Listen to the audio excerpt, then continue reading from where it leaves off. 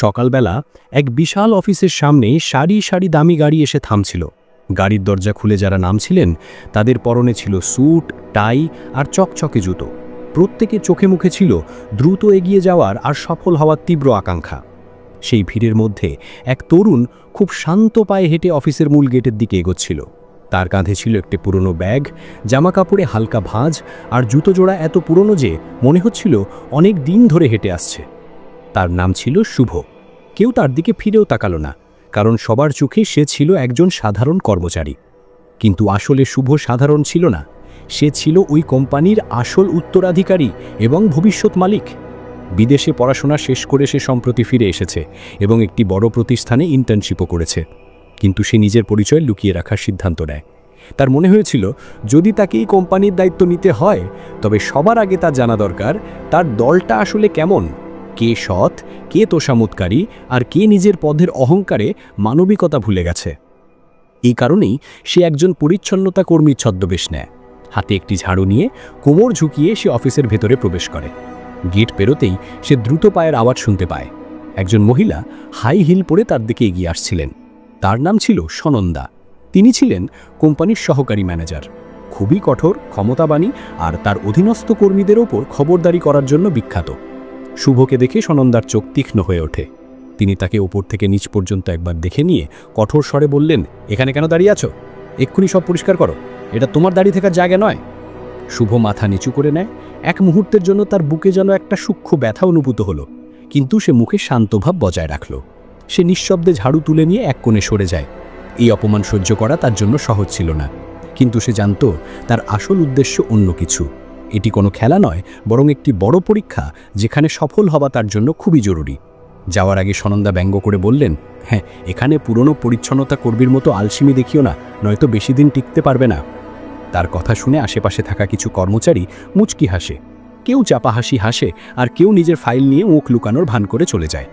কেউ কল্পনাও করেনি যে যাকে তারা একজন সাধারণ পরিচ্ছন্নতা কর্মী ভাবছে, কাল সেই তাদের ভাগ্য নির্ধারণ করবে।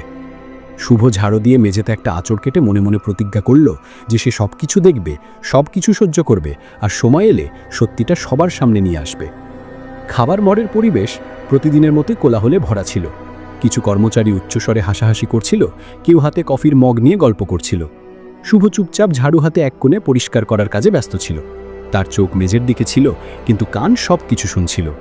হঠাৎ একজন মহিলা জোরে হেসে উঠে ইশারা করে বললেন, আরে দেখো, নতুন পরিচ্ছন্ন কর্মীটা একেবারে গ্রাম্য লাগছে, মনে হয় জীবনে এই প্রথম কোনো বড় অফিসে এসেছে।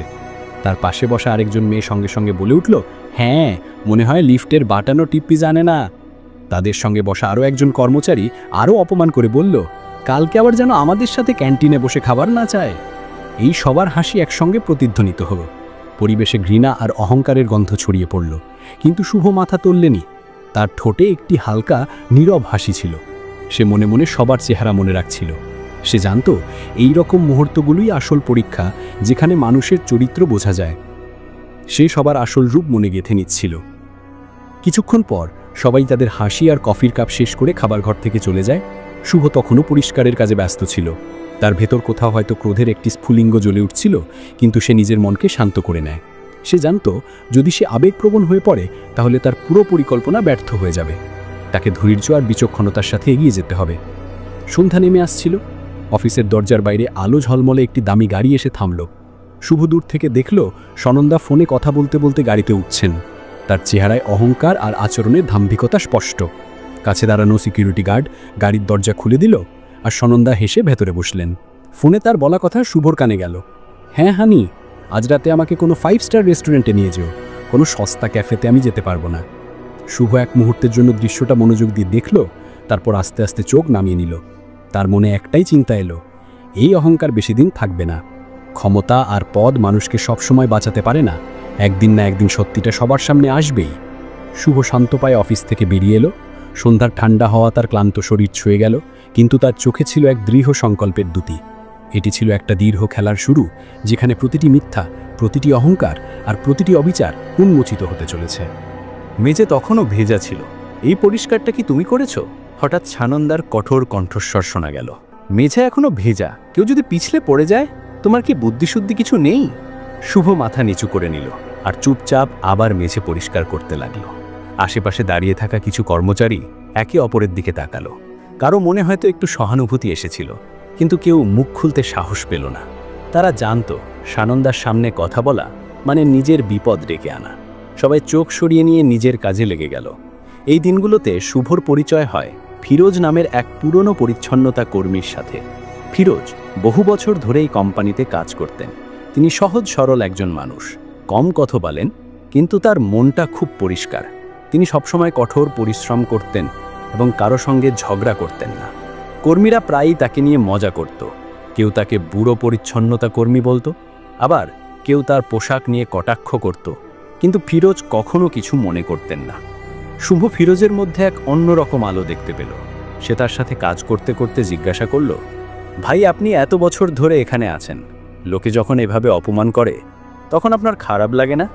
ফিরোজ হেসে উত্তর দিলেন, সম্মান তো ওপরওয়ালা দেন। এই যে লোকেরা আজ হাসছে, কাল ভুলে যাবে, কিন্তু আমরা যদি আমাদের কাজ সততার সাথে করি তবে মনটা শান্ত থাকে। এই কথাগুলো শুভর মনকে ছুঁয়ে গেল। সে অনুভব করল যে এই মানুষটি দেখতে দুর্বল হলেও আসলে সে সবচেয়ে বেশি শক্তিশালী।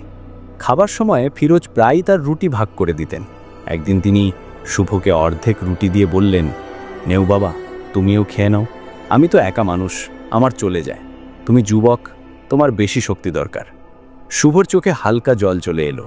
সে মনে মনে ভাবল, যদি কোম্পানিতে কারো সবার আগে ন্যায় বিচার পাওয়া উচিত হয় তাহলে সে হলো ফিরোজ। সে ফিরোজের চরিত্রের দৃঢ়তা আর মনের কোমলতার একজন অনুরাগী হয়ে গেল। সেই মুহূর্তে শুভ নিজের কাছে প্রতিজ্ঞা করল যে সে একদিন শুধু ফিরোজ নয়, বরং প্রত্যেক সেই মানুষের অধিকার ফিরিয়ে দেবে যাদেরকে এখানে বছরের পর বছর ধরে দমন করা হয়েছে। কিন্তু সে জানত এখনও সময় আসেনি। তাকে আরও অনেক কিছু সহ্য করতে হবে এবং সঠিক মুহূর্তের জন্য অপেক্ষা করতে হবে। দিন যেতে থাকে এবং শুভ অফিসের প্রতিটি কোণে ঘটে যাওয়া ঘটনাগুলো কাছ থেকে পর্যবেক্ষণ করা শুরু করে। একদিন দুপুরে খবর এলো, কোম্পানির কোঅপারেটিভ সোসাইটির ঘর থেকে কিছু টাকা চুরি গেছে। খবরটি ছড়িয়ে পড়তেই অফিসে হইচই পড়ে গেল। সবাই নিজেদের টেবিল ছেড়ে উঠে আলোচনা করতে লাগলো। কেউ বলল হয়তো কাগজপত্রে ভুল হয়েছে, আবার কেউ বলল এটা নিশ্চিতভাবে কোনো ভিতরের কর্মচারীর কাজ। তখনও শোরগোল চলছিল। এমন সময় সানন্দা দ্রুত পায়ে হলে প্রবেশ করলেন। তার হাতে কিছু কাগজ ছিল আর মুখে রাগের লাল আভা। তিনি সবার সামনে জোরে বললেন, আমি জানি টাকা কে চুরি করেছে, এ কাজ আর কারো নয়, ফিরোজের। ফিরোজ, যিনি তখন পানির গ্যালন নিয়ে ঘরে এসেছিলেন, হতভম্ব হয়ে সানন্দার দিকে তাকালেন। তার কণ্ঠস্বর কেঁপে উঠল, ম্যাডাম, আমি কিছু করিনি, আমি তো শুধু পানি রাখতে এসেছিলাম, টাকার বাক্সে হাতও দিইনি। কিন্তু সানন্দা তার কথা শুনলেন না। তিনি সবার সামনে ফিরোজকে কঠোর ভাষায় তিরস্কার করলেন, বন্ধ করো, তোমাদের মতো লোকেরাই কোম্পানির বদনামের কারণ হয়, তোমাকে তো এখান থেকে বের করে দেওয়া উচিত। আশেপাশে দাঁড়িয়ে থাকা কর্মীরা চুপ ছিল। কেউ সাহস করে ফিরোজের পক্ষে একটি কথাও বলতে পারল না। সবাই জানত যে সানন্দার সাথে বড় কর্মকর্তাদের ভালো সম্পর্ক আছে, আর তার সঙ্গে ঝামেলা করা মানে নিজের কর্মজীবনকে ঝুঁকির মধ্যে ফেলা। HR অর্থাৎ হিউম্যান রিসোর্সকে সঙ্গে সঙ্গে জানানো হলো এবং তারা ফিরোজকে কঠোর সতর্কতা দিল। ফিরোজের মুখ ফ্যাকাশে হয়ে গেল। সে চুপচাপ মাথা নিচু করে ঘর থেকে বেরিয়ে গেল। শুভ দূর থেকেই দৃশ্য দেখছিল। তার মন ভেঙে গেল। সে জানত ফিরোজ নির্দোষ, কিন্তু সবাই শুধু চোখ ফিরিয়ে নিয়েছে। রাতে যখন অফিস খালি হয়ে গেল, শুভ চুপচাপ সিকিউরিটি রুমে প্রবেশ করল। সে কম্পিউটারে গিয়ে ঘরের ক্যামেরার রেকর্ডিং খুলল। স্ক্রিনে স্পষ্ট দেখা গেল যে ফিরোজ ঘরে এসেছিল, গ্যালন রেখেছিল এবং সঙ্গে সঙ্গে বেরিয়ে গেছিল। সে টাকার বাক্স স্পর্শও করেনি। এটি দেখে শুভ স্বস্তির নিঃশ্বাস ফেলল, কিন্তু একই সাথে তার মনে রাগের আগুন জ্বলে উঠল। সে সঙ্গে সঙ্গে ভিডিওটা কপি করে নিজের কাছে রেখে দিল। সে নিজেকে বলল, সময় পাল্টে যাচ্ছে, এই অবিচার বেশি দিন চলতে পারে না। সেই রাত্রি ছিল শুভর জন্য একটি গুরুত্বপূর্ণ রাত। সে সিদ্ধান্ত নিল যে সে শুধু দর্শক হয়ে দাঁড়াবে না, বরং খুব শীঘ্রই এই ব্যবস্থাটা ভেঙে দেবে। পরের দিন সকাল, অফিস জুড়ে এক অন্যরকম নীরবতা।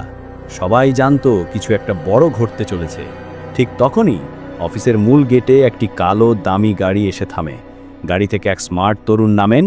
তার পরনে চকচকে স্যুট, চোখে মধুনিক সানগ্লাস আর চেহারায় এক অদ্ভুত দৃঢ়তা। সবাই অবাক হয়ে তাকিয়ে রইল, কারণ এই তরুণটি আর কেউ নয়, স্বয়ং শুভ। কিন্তু এখন সে তার আসল রূপে। অফিসের গেটে দাঁড়ানো গার্ড এবং অন্যান্য কর্মচারীরা অবাক হয়ে তাকিয়ে রইল। তাদের চোখ প্রায় কপালে উঠে গেছিল, কারণ এই সেই তরুণ যাকে তারা মাত্র কয়েকদিন আগে একজন সাধারণ পরিচ্ছন্নতা কর্মী হিসেবে দেখেছিল। শুভ শান্তভাবে ভেতরে প্রবেশ করে। তার সাথে তার ব্যক্তিগত সহকারীও ছিল। সেই সহকারী হাতে একটা ফাইল নিয়ে দ্রুত গতিতে তার পেছনে পেছনে আসছিলেন। তারা দুজনেই মিটিং হলের দিকে এগিয়ে গেলেন। সেই হল যেখানে কোম্পানির সব বড় মিটিং হতো, আর আজ সেখানে সবার জন্য একটি বিশেষ মিটিং ডাকা হয়েছে। মিটিং হলে সবাই একে একে প্রবেশ করা শুরু করল। সানন্দা একটা বড় হাসি নিয়ে শুভকে স্বাগত জানাতে এগিয়ে এলেন। তিনি তখনও শুভকে চিনতে পারেননি। তিনি ভেবেছিলেন তিনি হয়তো কোনো বড় বিনিয়োগকারী বা বিদেশি অতিথি। সানন্দা বলেন, স্যার, আমার নাম সানন্দা, আমি সহকারী ম্যানেজার, আপনাকে এই কোম্পানিতে স্বাগত জানাই। শুভ তার দিকে তাকিয়ে মুচকি হাসলেন। সেই হাসি সানন্দার কাছে অপরিচিত ছিল, কিন্তু তাতে ছিল একটা নীরব বিদ্রূপ। শুভ শান্তস্বরে বললেন, ধন্যবাদ সানন্দা, তবে আপনার পরিচয় দেওয়ার প্রয়োজন নেই, আমি সব জানি। সানন্দা অবাক হয়ে তাকিয়ে রইলেন। সেই মুহূর্তে শুভ তার ব্যক্তিগত সহকারীকে ইশারা করে বললেন, এবার মিটিং শুরু করা যাক। সভার শুরুতেই শুভ্র একটা বড় স্ক্রিন চালু করে। স্ক্রিনে সেই সিসিটিভি ফুটেজটি চলতে শুরু করে যেখানে ফিরোজের উপর মিথ্যা চুরির অভিযোগ আনা হয়েছিল। সবাই হতভম্ব হয়ে দেখছিল কিভাবে সানন্দা একটা নিরীহ মানুষকে সবার সামনে অপমান করেছিলেন। ফুটেজে স্পষ্ট দেখা যায় যে ফিরোজ শুধু পানির গ্যালন রেখে চলে গেছিলেন এবং তিনি টাকার বাক্স স্পর্শও করেননি। ভিডিওটি শেষ হতেই হলের মধ্যে পিনপতন নীরবতা নেমে আসে। শুভ গম্ভীর স্বরে সবাইকে বলে, গত কয়েকদিন ধরে আমি এখানে ছিলাম, শুধুমাত্র একজন সাধারণ মানুষ হিসেবে নয়, বরং এই প্রতিষ্ঠানের ভবিষ্যৎ হিসেবে। আমি দেখতে চেয়েছিলাম আমার এই পরিবারে কে আসলে সৎ আর কে শুধু ক্ষমতার পেছনে ছুটছে। আমি দেখেছি এখানে কিছু মানুষ তাদের অহংকার আর মিথ্যা অহমিকার জন্য অন্যকে কত নিচে নামাতে পারে। দেখেছি কিভাবে একজন সৎ আর পরিশ্রমী মানুষকে অপবাদ দেওয়া হয়েছে। সানন্দার মুখ পুরোপুরি সাদা হয়ে গেছিল। সে ভয়ে কাঁপছিল। সে শুভর দিকে তাকিয়ে কোনো কথা বলতে পারছিলেন না। শুভরের পর ফিরোজকে ডাকেন। ফিরোজ তখনও ভয়ে ভয়ে সভাকক্ষে প্রবেশ করলেন। তার পুরনো পোশাক আর চোখে মুখে সেই পুরনো ভয়। শুভ হাসি মুখে তার কাছে গিয়ে বলেন, ভাই ফিরোজ, আজ থেকে আপনি এই কোম্পানির লজিস্টিক কোঅর্ডিনেটর। এটা আপনার সততা আর পরিশ্রমের পুরস্কার। আপনি একজন সৎ আর প্রকৃত মানুষ। আমি আপনাকে সম্মান জানাই। ফিরোজের চোখে জল চলে এলো। তার মুখে আনন্দ আর কৃতজ্ঞতার এক মিশ্র অনুভূতি দেখা গেল। তিনি শুভকে ধন্যবাদ জানালেন এবং কোনো কথা না বলে কাঁদতে শুরু করলেন। এরপর শুভ সবার দিকে তাকিয়ে বলে, যাদের মানবিকতা আর সততার অভাব রয়েছে তাদের জন্যই কোম্পানি কোনো স্থান দেবে না। এর ফলস্বরূপ সানন্দাকে কোম্পানি থেকে বের করে দেওয়া হয়। শুভ পরে সানন্দাকে ব্যক্তিগতভাবে ডেকে বলেন, জীবন এখানেই শেষ নয়, তোমার এখনও পরিবর্তন করার সুযোগ আছে। অহংকার মানুষকে সাময়িক সম্মান দিলেও তা শেষ পর্যন্ত সব কিছু কেড়ে নেয়। এরপর একটি কার্ড দিয়ে বলেন, আমাদের একটি প্রশিক্ষণ প্রোগ্রাম আছে, তুমি যদি চাও সেখানে যোগ দিতে পারো। সেখানে তুমি নতুন করে শুরু করতে পারবে। সানন্দা তখন বুঝতে পারলেন সে কি ভুল করেছেন। তার চোখে জল চলে এলো। তিনি মাথা নিচু করে শুভকে ধন্যবাদ জানিয়ে চলে গেলেন। পরের দিন থেকে সব কিছু বদলে গেছিল। কর্মচারীরা সবাই একসাথে কাঁধে কাঁধ মিলিয়ে কাজ করছিল। তারা বুঝতে পেরেছিল মানুষের আসল পরিচয় তার পদ বা পোশাক দিয়ে হয় না, বরং তার চরিত্র আর মানবিকতা দিয়ে হয়। বন্ধুরা, গল্পটা এখানেই শেষ। এই গল্প থেকে আমরা একটা বড় শিক্ষা পাই। মানুষের আসল পরিচয় তার পদ, অর্থ বা পোশাক নয়, বরং তার সততা আর মনুষ্যত্ব। কখনো কাউকে ছোট ভেবো না, কারণ কে জানে কার কাছে কি গোপন প্রতিভা বা পরিচয় লুকিয়ে আছে। এই গল্পের সবচেয়ে পছন্দের চরিত্রটি কে আর কেন, কমেন্ট করে আমাদের জানিও। তোমার মতামত আমার কাছে অনেক মূল্যবান। আর যদি গল্পটা ভালো লেগে থাকে তাহলে আমাদের চ্যানেলটি সাবস্ক্রাইব করতে ভুলো না। দেখা হবে পরের ভিডিওতে।